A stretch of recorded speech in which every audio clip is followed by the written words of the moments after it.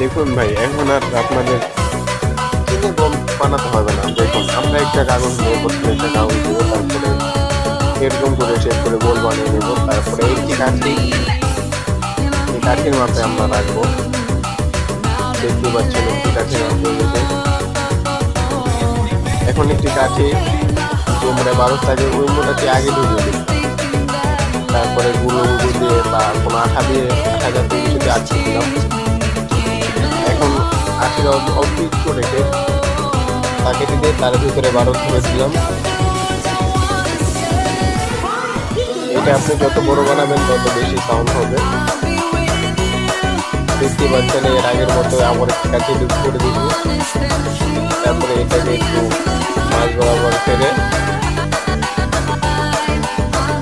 এখানে আমরা এই কাগজ কেটে নেব। কাগজ দিয়ে কেটে দেব। আমরা একটা ফিলিং এর শেপ নেব। এখন এটাকে টানলে বুম